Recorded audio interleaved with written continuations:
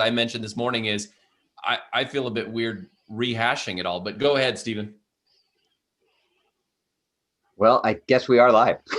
But now, what do you see on the screen right now, everybody? It says live. It says live on YouTube. You share your screen, I think. All right, cool. Well, I'll share this back then. Welcome to Open Faith Discussion. We are just going to jump right in here. I'm going to switch back.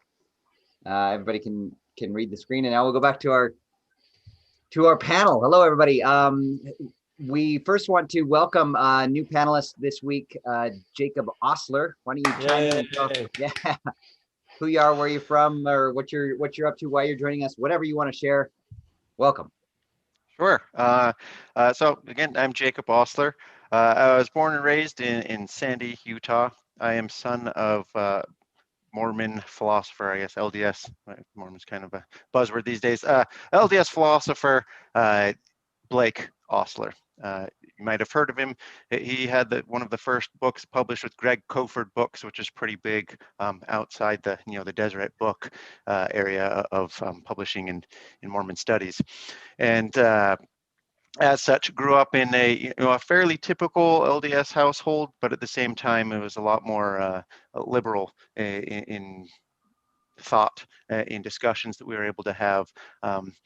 My dad's work is entitled Exploring Mormon Thought, and it's very philosophical. His first three and then now his fourth book of the Exploring Mormon Thought saga are very deep. If you like philosophy, feel free to check those out. My brother also runs a podcast where he interviews him, also called Exploring Mormon Thought, that I've been on a little bit as well. So I'm good friends with Daniel. He told me about these discussions that were happening, thought it would be fruitful to add me to the conversation. And so hopefully I can bring something to the table, some insight, and help with what we've got going here. Don't make me look bad. No promises. Thanks, Jacob. Does anybody have any questions for Jacob and getting to know him, or anything you want to all bring up before we jump into this week's topic? I'm sure we'll get to know him along the way. Glad to have you, Jacob. Thanks. All right. So this week we have been texting, debating amongst ourselves around the topic of cognitive dissonance in our faith, in our atheism, in just our lives. How do we deal with it?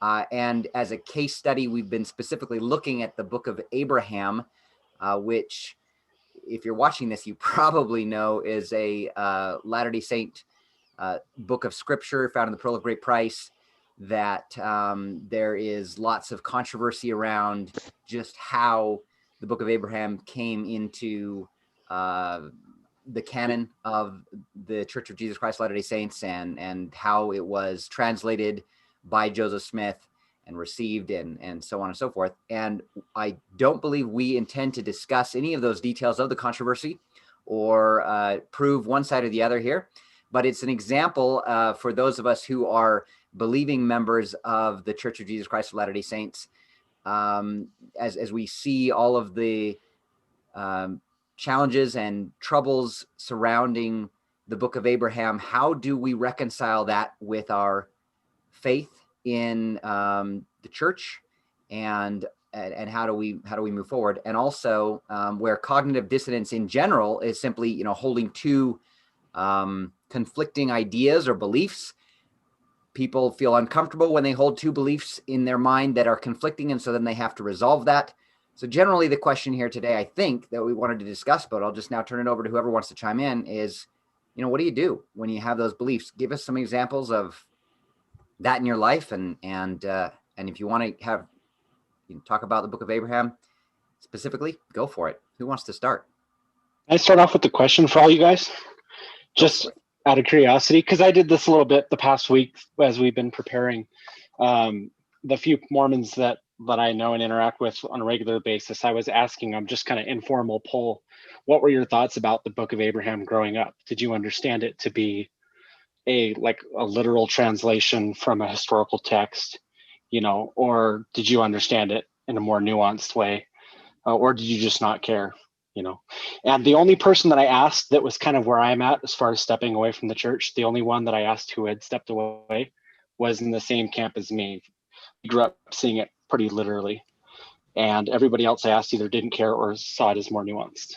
And all those people are still in the church. So curious to hear your guys' thoughts on that. Hey, Joey, do you want to start with that? Do you remember? I'll be honest with you, I don't remember. I want to say that I did hold the literal, it was translated from the papyrus view, but I honestly don't remember. I probably didn't know much, if anything, about the Book of Abraham until at least when I was on my mission. And I wish I would have dug it out. I almost dug it out this week. I have a box in my closet that has some binders and stuff that I've saved for my mission. And I know I had some farms articles, and it might have been an article from Hugh Nibley about one of the facsimiles that I carried around with me on my mission. And I don't remember how well I understood any of that. So honestly, I don't know. I wish I had a more solid answer for you, Daniel. No problem. There's no right or wrong answers. Just wondering. I'll jump in because my Joey, you brought up the facsimiles. I think that the facsimiles are a major part of this issue, of the question of where does the general membership of the church believe that the Book of Abraham came from?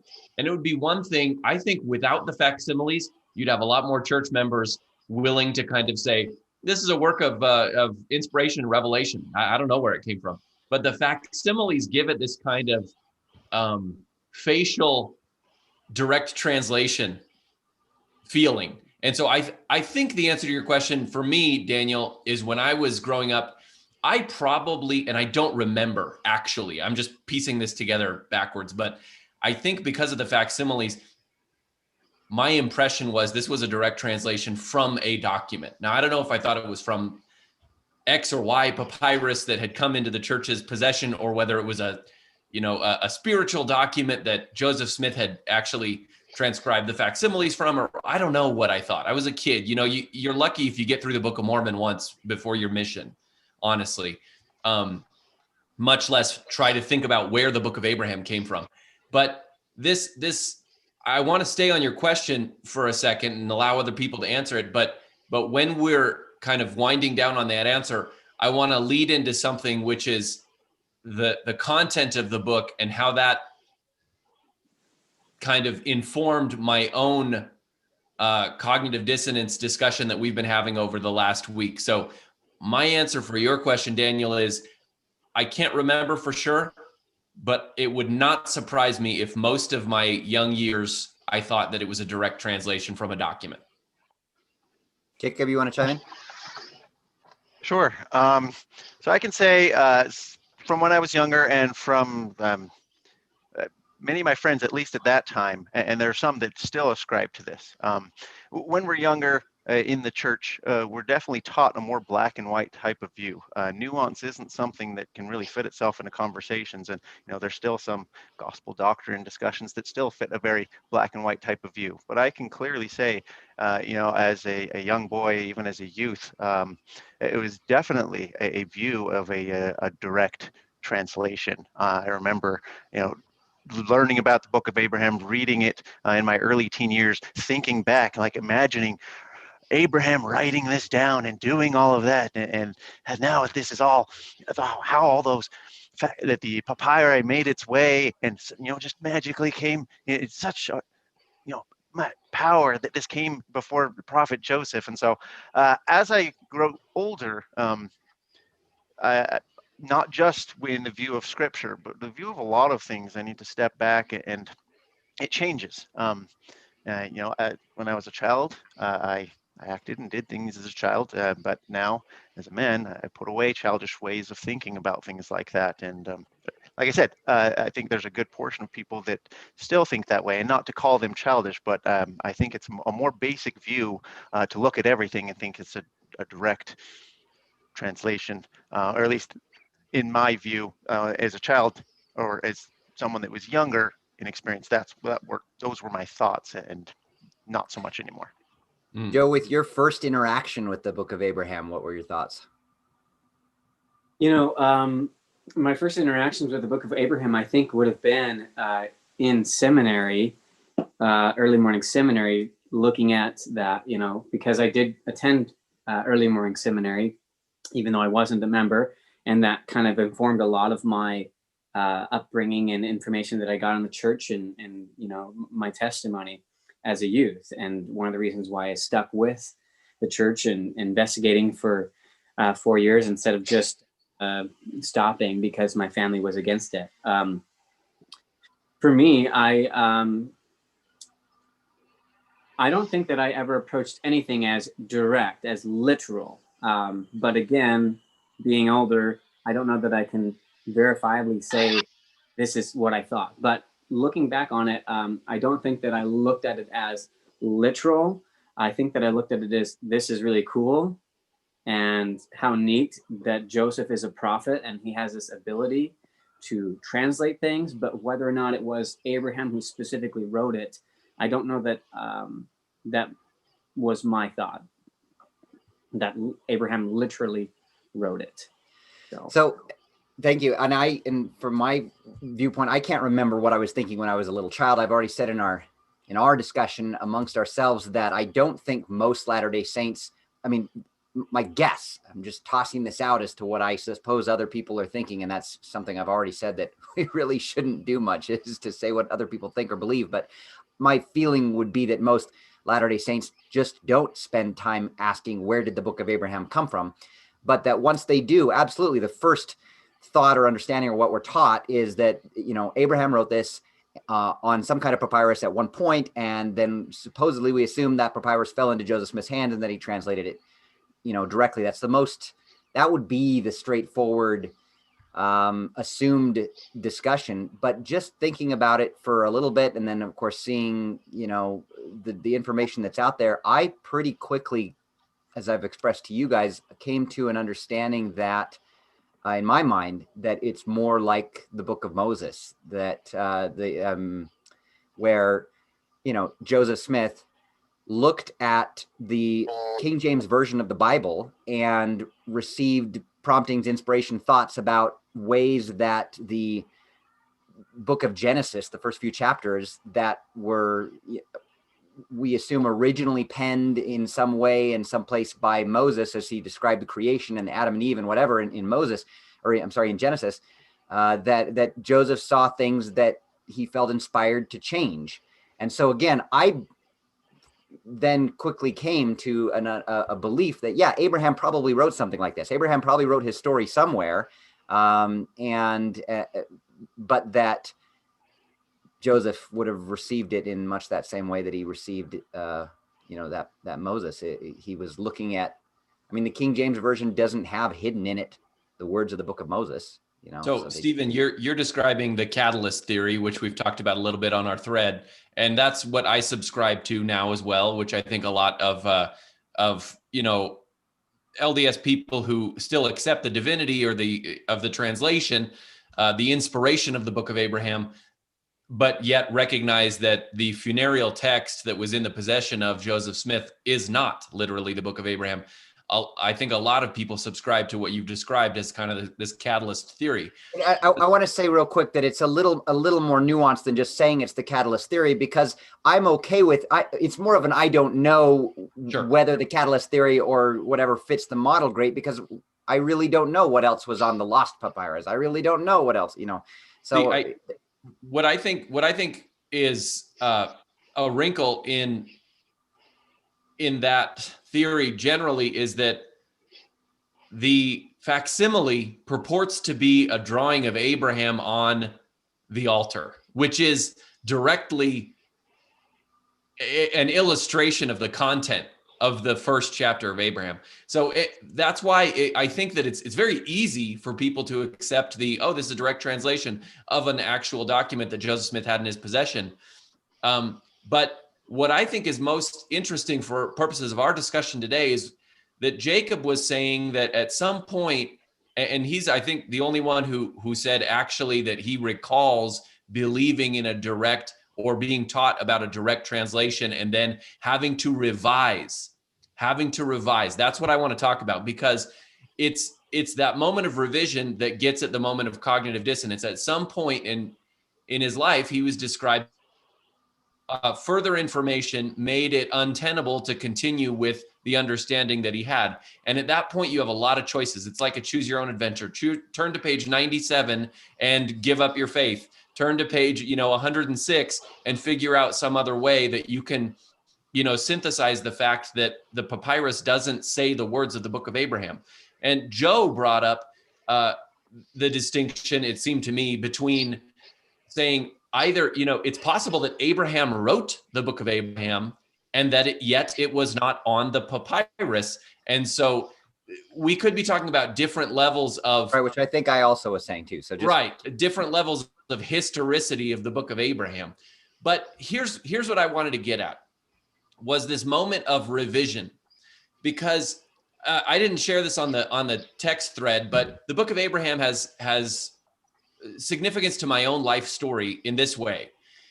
When I was back from my mission, I was dating a girl, and we had broken up, and I loved her. I felt like I loved her, but I felt like I didn't know for sure if I was supposed to marry her. And I dated some other girls, and they were great. They were wonderful, but I never really, I always still loved this one girl.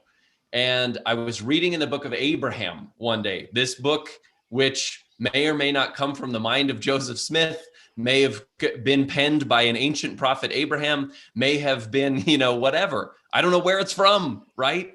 But this book of Abraham, and it said, and they, the gods, comprehended the light, for it was bright, and they divided the light, or caused it to be divided from the darkness.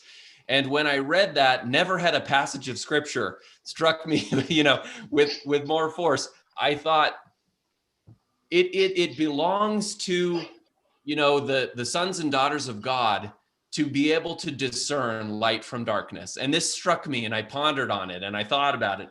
And eventually I said, I can see, even as I'm dating these wonderful girls who are so bright and everything, that their brightness to me, it pales in comparison to the brightness of this other girl who I later married and who is the mother of my 5 children.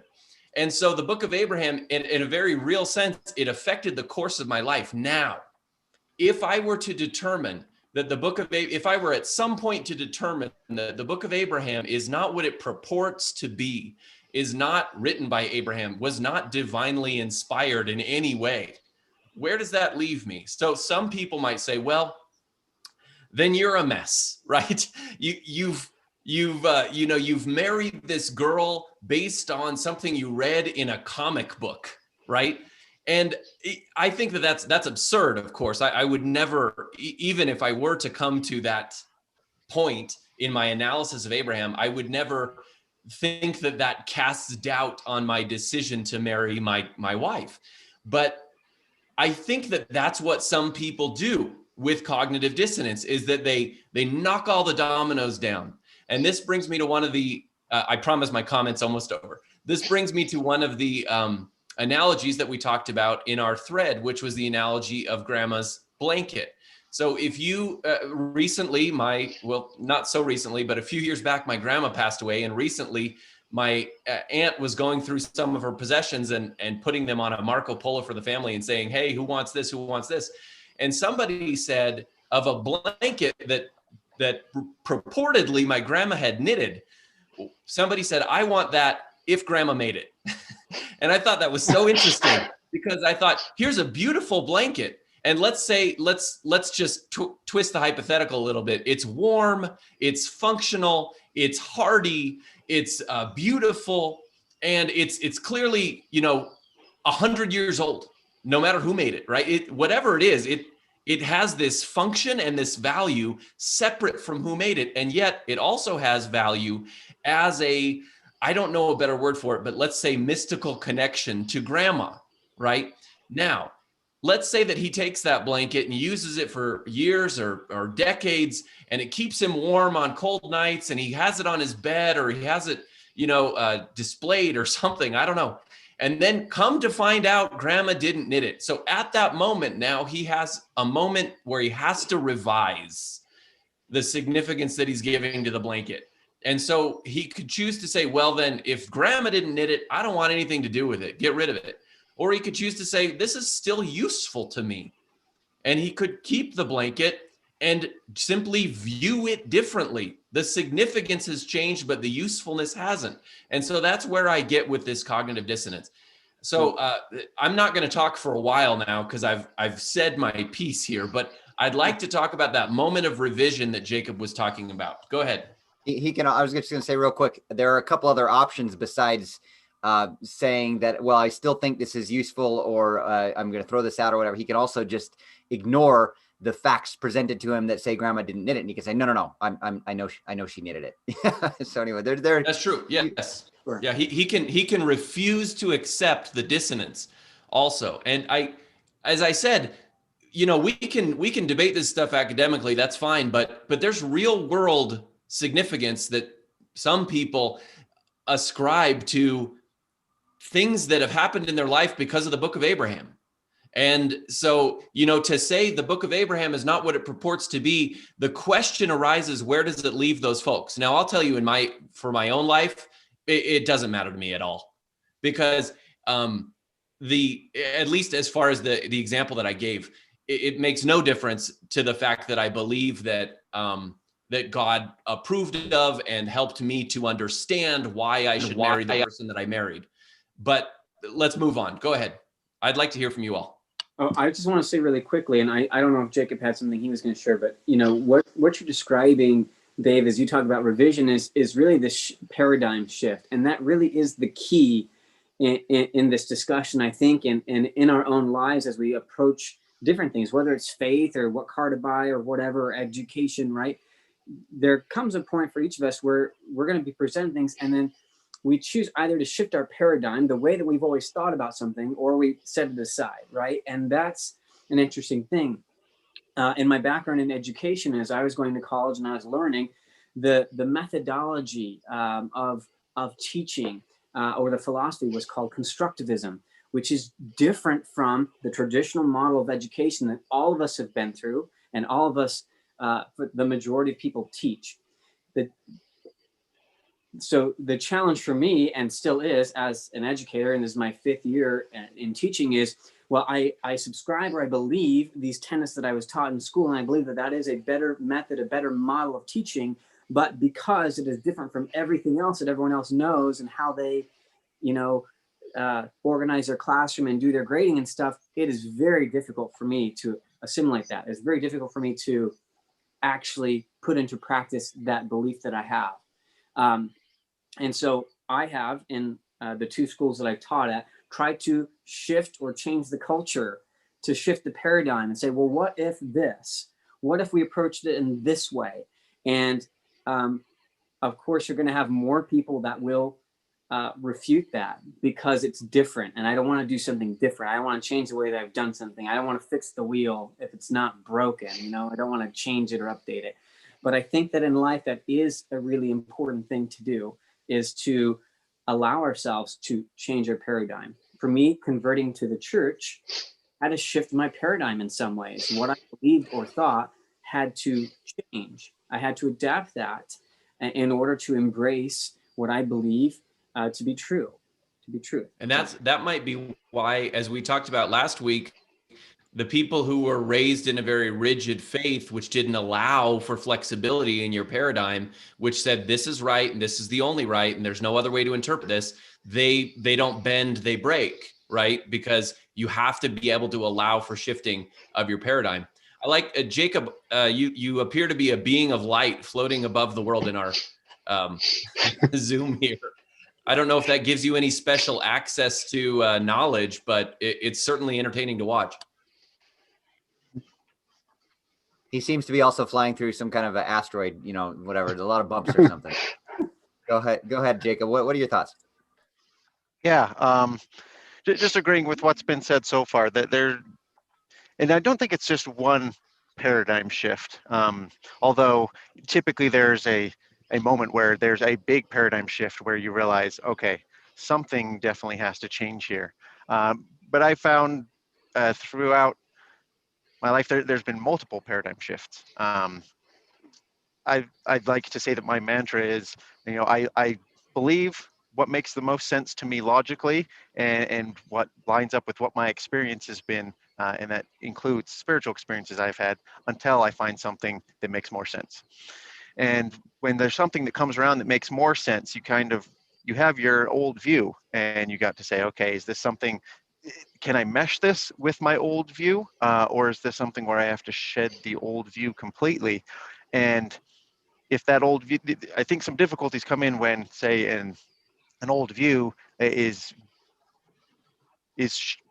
viewed to be held by an institution as like, this is what you have to view in order to actually be a part of this institution, or to be a part of this belief system. I think that there's a lot more room for interpretation and different beliefs than many would believe about the LDS Church, and probably in Christianity in general. And that leads right over to Joey. So I think that on your comments, Jacob, what I would say is, yes, of course, there's multiple paradigm shifts that need to occur, that do occur. That's the evolution of your life philosophy. But I think that at some point you develop an interpretive tool. In law, we call it an interpretive tool, to say, well, what interpretive canon is the court using to interpret this statute or whatever? Same thing here. There's a few interpretive tools or canons that you can choose from when you are faced with cognitive dissonance. And so it's not necessarily that it only happens one time, but I do think that people have a preference for saying, okay, look, this is just like the last time, and I'm going to do the same thing that happened last time. I'm simply going to broaden my perspective to allow for both of these, conditions to exist, or I'm going to cut one off because that's what I did last time. So anyway, Joey, Jacob called out broader Christianity. So I'm interested to know from your perspective, how, what is your interpretive tool that led you to where you were with respect to various incidents of cognitive dissonance? Sorry, I'm getting a question from my daughter right now. Well, we can turn it to Daniel. I don't know what it is. I'm sorry. I'll stall for time. Daniel's always ready to go, loaded for bear.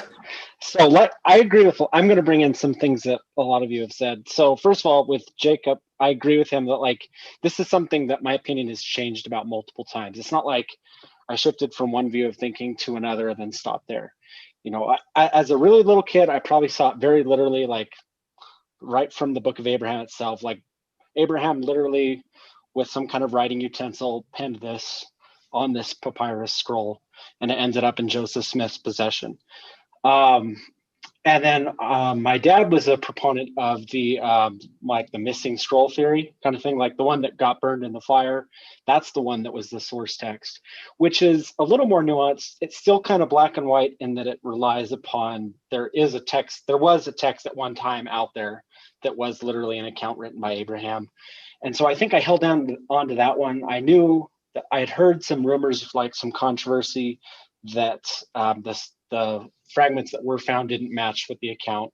And so that was kind of a way that I could rationalize it. Okay, well, the fragments that we found don't match, but that's because the part that he used to translate it from was burned in a fire.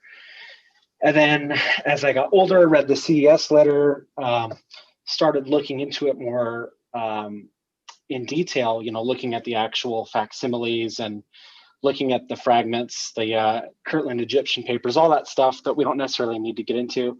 That didn't really work either, because I thought there was enough evidence to show that at least some of the Book of Abraham text was sourced from these fragments that still didn't match. And the missing scroll theory didn't work either. So I think I just kind of put it on my shelf at the time. I was still trying to believe, figured there's got to be a good answer, even if I don't know what it is. That was probably after the first time reading the CS letter. The second time reading the CS letter, I had kind of already gone full faith crisis mode. And I would say I had already lost belief when I read the CS letter a second time. And so I was looking for dirt, looking for ways I can convince my friends and family that the church wasn't true, was kind of where my mindset was. So the second time reading the CS letter, it's like I just accepted all of it as true. All the criticisms in there are accurate. And then I've since had to go back and kind of appreciate the nuance again. go back and say, okay, well, this part of the CES letter is not a very good argument, and kind of reconstruct a more nuanced position on it. I still don't have faith or anything like that the Book of Abraham is what it's purported to be by most people. But I can appreciate that people get value out of it. I'm not saying that you have to throw the baby out with the bathwater. Joey, go ahead. Joey. Well, can Dave rephrase the question? I'm not sure what he's asking. No. Okay, fantastic. I can't remember. I can't remember what I was asking, but these are all great insights. I guess I was asking about, now that I'm talking, I guess I was asking if what's your pattern? What's your interpretive tool that you use when you come up against cognitive dissonance? Daniel's answer was great. He started by saying, I recognized and marshaled the arguments on both sides, and then I shelved it for a while. I loved that when you said that, because I think that sometimes you've just got to do that. You can't ready, fire, aim on this stuff. And he put it on a shelf for a while, read a lot. If you read the CES letter twice in its entirety, and thought about it. And then, I've had that experience. I don't know if I can talk about this here, but I'll just say I've had that experience in legal cases where you say, wow, yeah, your side's right. And then you say, wow, now your side's right. And then you say, okay, I've got to really be critical as I'm listening to this stuff and think about the strength of these arguments, and probably neither side is completely right. It's very rare that they would be. So I guess the question, Joey, is the interpretive tools that you use, or what's your pattern when you come up against cognitive dissonance? And you're still a person of faith. You're a theist, you're a Christian. And in fact, probably in some ways, a more devout and committed to your faith and your doctrines maybe than some of the others who still suspected he's the most conservative among us. So. I think theologically, doctrinally conservative. Yeah. Go ahead, Joey. What was the word you used, Steve? You said somebody was the most faithful, and I was like, what do you mean faithful? And then you said orthodox, the most orthodox. You said devout, Dave, and I don't know if devout is the right word. It probably some of you guys have more piety and reverence than I do. But in terms of I believe that the Bible is inerrant, right? That's a pretty conservative, you could maybe accuse me of fundamentalism, right? Whereas I think some of you in this room, and I don't want to point fingers or name names, you can self-identify, I guess, probably don't have a view of inerrancy when you're looking at the Bible or any scriptural text. So, and if I'm wrong about all of you, then I'm happy to be wrong. But I don't want to change the subject away from the Book of Abraham, but in terms of just a framework, I guess, I'm thinking of other things, even recent things, that where a question has arisen in my mind. What if I'm wrong about X, And I think when I was a kid, when I was young and naive and a very conservative Latter-day Saint, my tendency would have just been to stuff it, No, I can't be wrong. I must be right. Just stuff it and put it on the shelf, like Daniel said. But when I was a kid or a young adult, I think it was put it on the shelf permanently, right? I don't want to go near it, And nowadays, I actually gravitate toward it. I chase after, like if there's a question, if there's something I might be wrong about, I want to dive into it and understand it and figure out whether I'm wrong or not, right? When you do that, though, are you saying, I want to look at this deeper, I want to explore it, but I'm pretty certain I can't be wrong about it, or that there must be an explanation that aligns? I was going to kind of go there because I've had this experience even this week. As we've been talking about this, I've been diving into everything that I could find, about the Book of Abraham, and absolutely have experienced the cognitive dissonance that we're talking about even this week. And seeking it, intentionally going for, I want more information. What's been your experience as you head towards it like that? I'm probably at first, at least, approaching it from the standpoint of, I think I'm right. I don't have any reason to believe I'm wrong, which is one reason why I'm maybe so confident to just dive into it, right? If I'm confident that I'm right, then there's no harm in diving into this contrary information, right? But I can name in recent memory times when I figured out that I was wrong and I needed to change a position on something. And that's happened to me recently, right? I mean, there was the big shift 20 years ago when I left the LDS church and became an evangelical Protestant, but I can name shifts that have happened, just in the last 5 years in my theological leanings, specifics. So, yeah.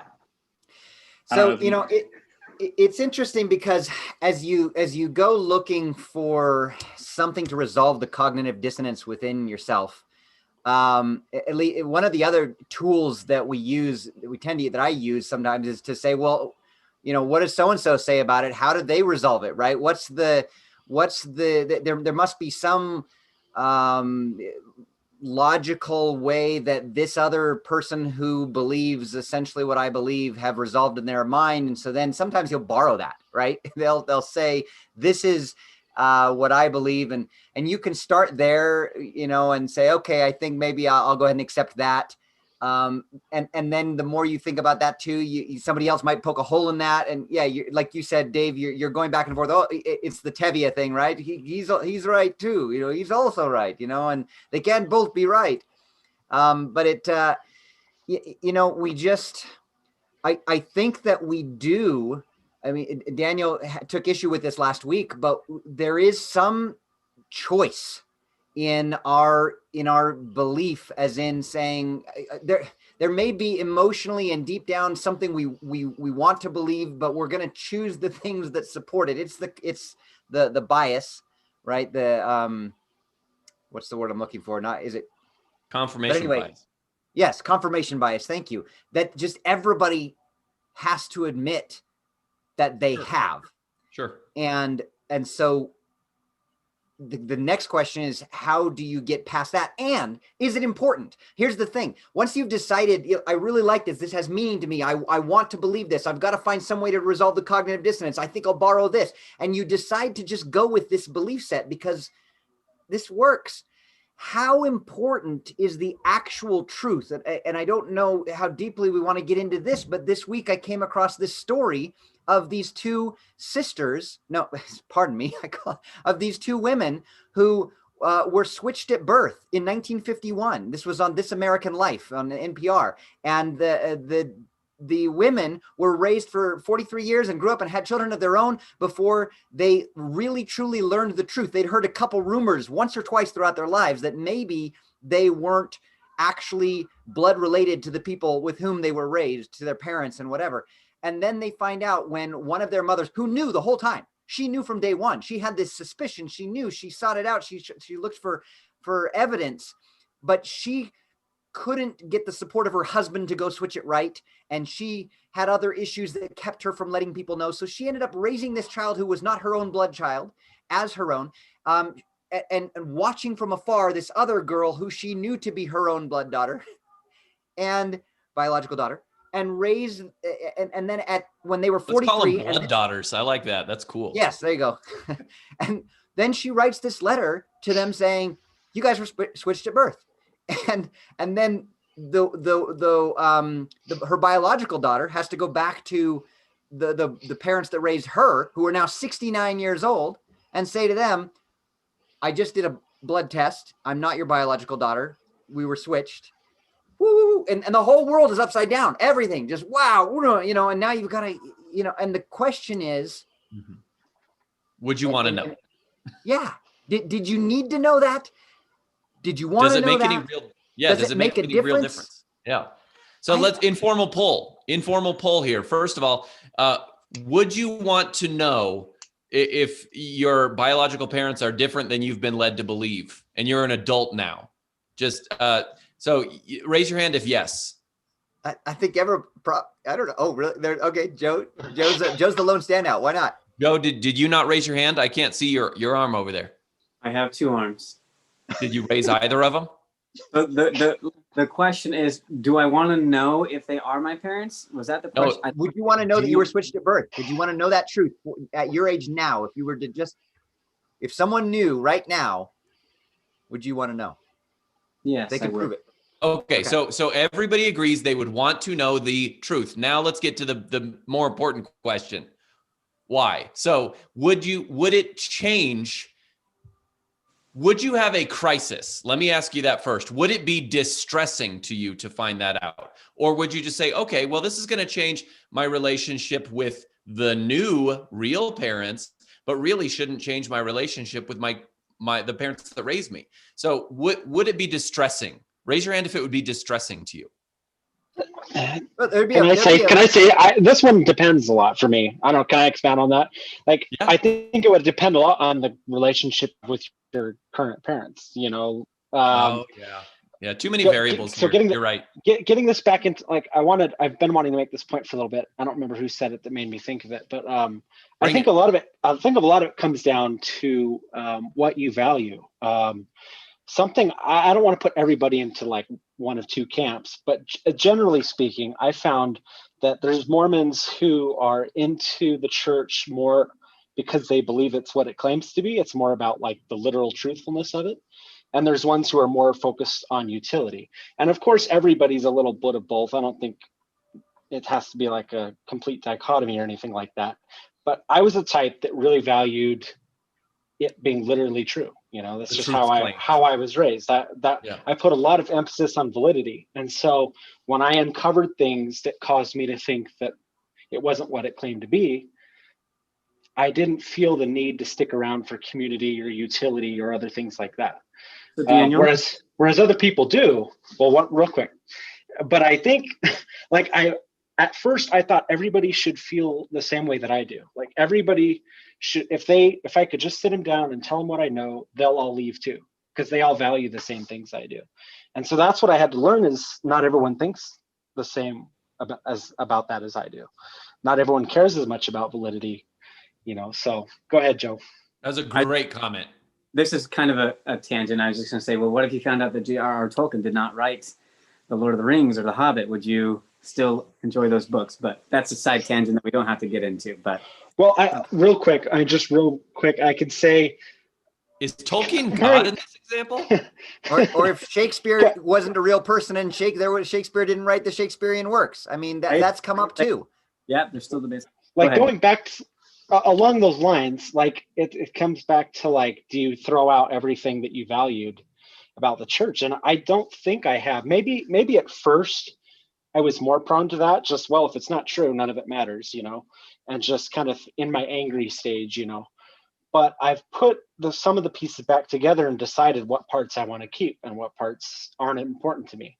You know, there's some things about how I was raised. Like, I'll always be Mormon culturally to a large degree. You know, like I joke with my brothers that I'm more Mormon than them, who are still like believing to some degree, you know, because they were kind of more Jack Mormons, whereas I took it all very seriously. So that's just, I don't know how exactly to put it, just to say that I haven't thrown away everything about Mormonism. You know, I still value the hymns. I can still play some on the piano.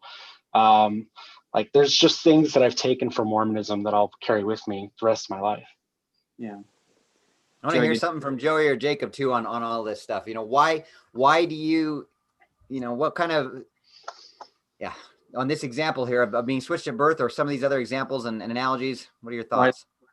Why would it matter to you to know that you were swapped, Joey and Jacob? You're muted though, Jake. All right. It's because it disconnected and then reconnected. Okay, you hear me now? Yep. Okay, good. So it would matter to me just because it's a truth, right? It's part of something that you know, I feel like it's part of me that I deserve to know. Something that's interesting, and I think this applies to actually a lot of different aspects when it comes to evolving in knowledge, whether in the gospel or outside of it. It reminds me in Star Wars when Luke has already confronted Darth Vader, and then he finds out that Darth Vader's his father. What? Right? And he's like, "What is going on?" And he comes back. Spoiler alert. Oh, yeah, spoiler alert for those of you who are, 40 plus years outside of that. But Obi-Wan appears to him, and he has a chance to confront Obi-Wan. And he said, "Obi-Wan, you told me Darth Vader killed my father. Right. Right? He sees this as complete lie. It's like, you completely told me the wrong thing. Obi-Wan comes and says, well, you see, your father became Darth Vader. And when he became Darth Vader, the man who was your father was destroyed. And this is the key. So what I told you was true from a certain point of view. Right? And you can see the reaction that just about anyone, when they get that kind of a slap in the face and it was like, well, here's this other point of view. Luke is like, from a certain point of view? It's like, what? But this comes like, so when you're the parents, right, you go to the parents that have raised you and it's like, well, we're still your parents. Maybe not biological. We're still your parents from a certain point of view. And there's a lot of aspects, again, like I said, in the gospel or when it comes to, right, going back to the book of Abraham, and this was a part of the paradigm shift that we were talking about earlier.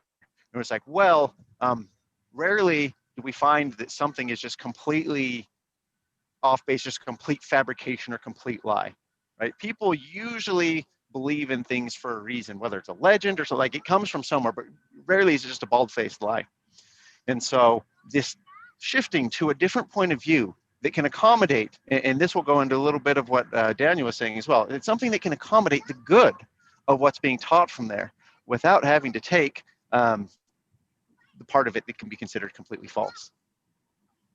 Great. You see Luke right then just saying, that's it, I'm done with this Jedi training, nothing. You lied to me, I can't handle this anymore, I'm out. Anyway. Yeah, he could have definitely said it. He said, you're a Jedi, you're supposed to be honorable. It was like, this is not what I thought it was at all. Become a Jedi, I have to kill my father? What is this? Yeah, he could have just turned around and packed it up and said, that's I'm what done. I had to do. Without going too deeply, but then all of the later episodes, we find out even more. There's a whole bunch of cognitive dissonance in Star Wars, isn't there? I mean, that's just, you get me started on episode 9. Now I have cognitive dissonance if I like it anymore. Exactly. Joey. I like Star Wars analogies, but Star Wars was written by a fallible guy who actually didn't sit down and write all 9 of them at the same time. And so that the scene you're describing was itself a redaction. They had to come up with some reason why Obi-Wan said the stuff he said in the first movie, because they didn't know the end from the beginning. And the same thing happened in the sequel trilogy, right? We learned in the middle one, these are recent movies. I probably shouldn't spoil recent movies. We learned some things in the middle one that they then kind of undo in the third one. Joey's got a huge slap to all our faces coming right now. This is fantastic, Joey. Keep going. But it's because they didn't have the end all planned out in the beginning. So I think Jacob's point was how Luke reacted to. I think Jacob's point was how Luke reacted to the cognitive dissonance, and whether or not it was fair for Obi-Wan to say from a certain point of view, not necessarily whether. Who's the writer? George Lucas. George Lucas. George Michael. Yeah. But you got to have faith. That's the one thing. To be clear, I'm not saying that the script of Star Wars is scripture, and sola scriptura does not apply to the script of Star Wars. But I want to hear Joey's closing argument. From the outside, looking at the story of the Book of Abraham, though, it strikes me as the same kind of story where at the beginning they said it was one thing, and then now later on they have to redact all of that because new information came out, and now they have to re-explain it all, and that's why you experience all the cognitive dissonance. And so that's why I point out in that example that, like, actually when Obi-Wan said all that stuff and when it was written down in the script, nobody knew that in the next movie it was going to be revealed that Darth Vader was his father. So you're if that had been planned from the beginning, it probably the script of the first movie would have been written a little differently. Yeah. If we're taking that a little bit further, and again, I know we said we weren't going to get into the minutia of the issues, perceived issues with the Book of Abraham, but the original wording was writings that purported to be the writings of Abraham. To your point, had Joseph Smith seen what happened to that and people going forward and saying, and maybe Joseph Smith actually believed they were the writings of Abraham, but he put that word purported in there, it seems. Yeah, I learned that from Jake, actually. Jake pointed that out to me. Yeah, so that was what he wrote down, and all this wasn't something that was canonized. during Joseph Smith's time, right? All the Joseph books Smith of the didn't see Bible. this being Oh, I'm sorry. canonized as scripture. Sorry, go for it. No, I'm sorry. I didn't mean to interrupt. I was just going to say all the books of the Bible purport to be the writings of their, eponymous authors, Yeah, right? and some So of them we don't even know who wrote them. yeah, even the New Testament, it's like, did Matthew really write this, or is this, handed down or something, or was this scribes later, and that's whatever? one of the big things I've been thinking this whole week as we've been kind of discussing this in our back channel. What is an example for me of this same kind of thing, and my mind goes to, like, there are lots of disputed authorship, especially in the Old Testament, where the 5 books of Moses really written by Moses. Was Isaiah really the whole book written by Isaiah? And in my classic, you asked me a minute ago, what's my framework for that? My framework is, well, I need to read someone who believes that. And I want to find the strongest arguments that are out there for it. I need to read them. I need to understand what it is they're saying, why they're making this claim, and then decide for myself, if I believe it or not. So yeah, I think you're absolutely right to go there, David.